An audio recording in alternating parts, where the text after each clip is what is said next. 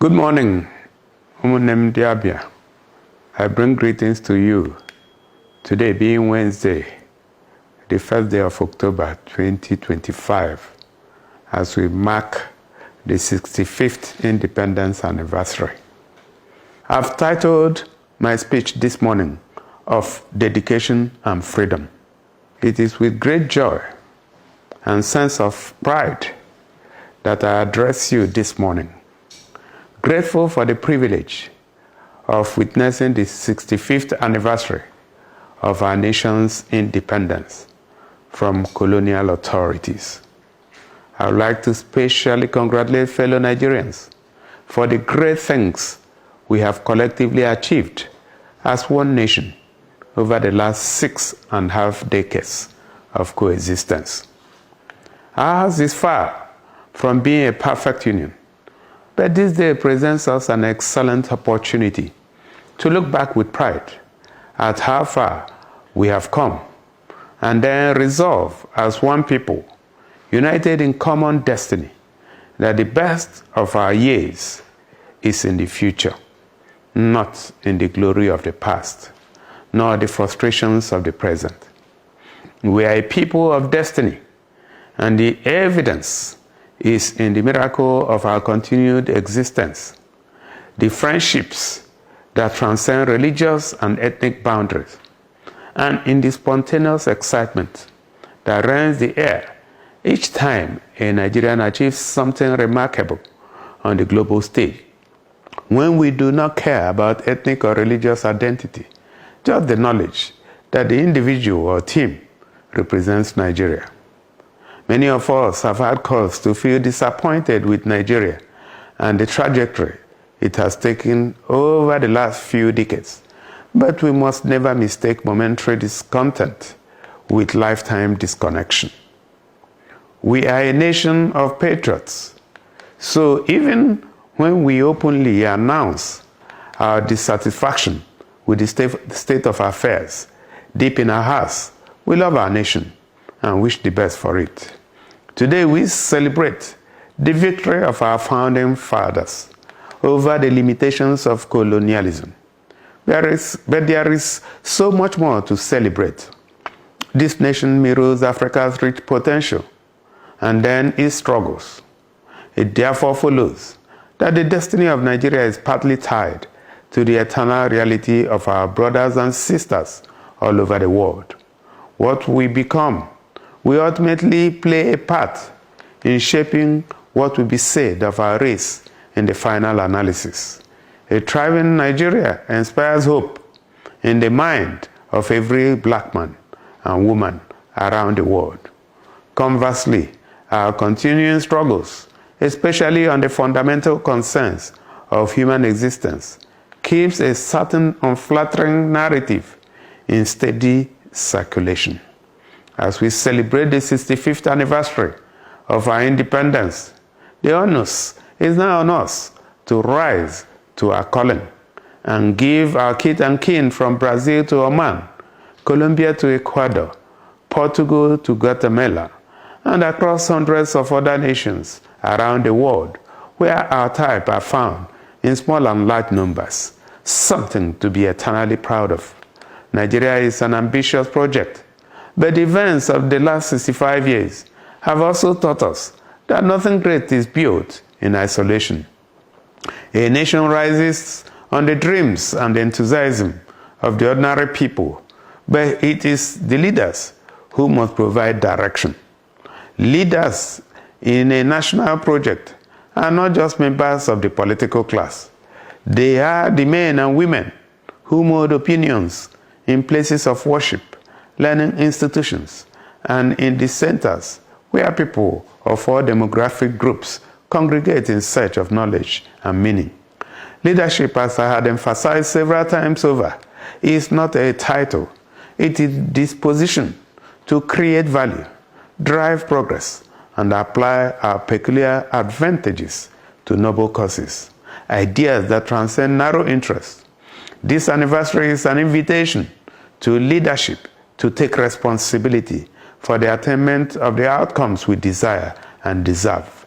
One thing history has repeatedly taught us is that no one is too small to lead the chorus for change.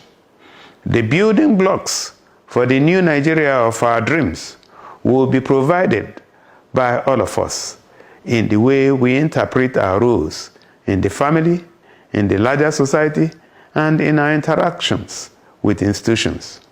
Our destiny is to empower the black race, to inspire our people to greatness, and become a constant reminder that it is the mind, not the color of skin, that ultimately determines how far we go in life.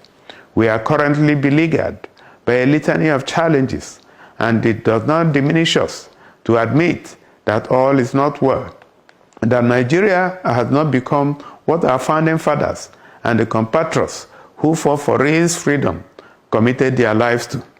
Yes, our nation has been serially betrayed, and its potential stunted by bad decisions and our response to the events that have effectively shaped our national experience. We have failed on several scores, and at other points simply wobbled when we could have moved with decisive intent. Mistakes have been made, but the good thing is that yet another beautiful opportunity has been offered us to start afresh, to rise to the noble ideals of the independence movement and cast aside the inhibitions that have perennially kept us out of the table of greatness. These include tribal and religious triumphalism, corruption, and behavioral tendencies that raise suspicion and undermine public trust. We are invited to forego the culture of finger-pointing and collectively come to terms with the truth that we all have a country to build. The task of reimagining Nigeria is not exclusively for those in public offices or persons of influence. It is for all of us, although there are individuals and institutions that must bear the torch by virtue of their privileges. To our brothers and sisters here in Abia, let me especially thank you for your unending faith in the Nigerian project. You have remained unwavering in your commitment to Nigeria, refusing to be frustrated by the weight of discontent within the policy. Thank you for rising to the demands of nation building and for doing everything within your power to keep the ship of state in motion. We may have suffered heartbreaking disappointments in our interaction with the system, but I'm glad that we have remained unyielding in the conviction that, like our parents, we are as involved in this project as our compatriots from other parts of the country. Let me especially appreciate you for spreading the fruits of your genius across the length and breadth of the nation, and for refusing to take the easy option of retreating into your shells when met with difficulties, to whine and then do nothing else. No, we are better than that, and I believe that in due time we shall all look back with pride, grateful to have played a part in the great story Nigeria will eventually become. May I now take a moment to honor the memories of our compatriots, the men and women who devoted their lives and talents to the service of this land, who gave the last full measure of their devotion to forestall the failure of the Nigerian experiment. Our gratitude to the soldiers, policemen, and other security agents fighting the scourge of terror and criminality in different parts of the country must never be diminished by the recalcitrance of the challenge we are dealing with.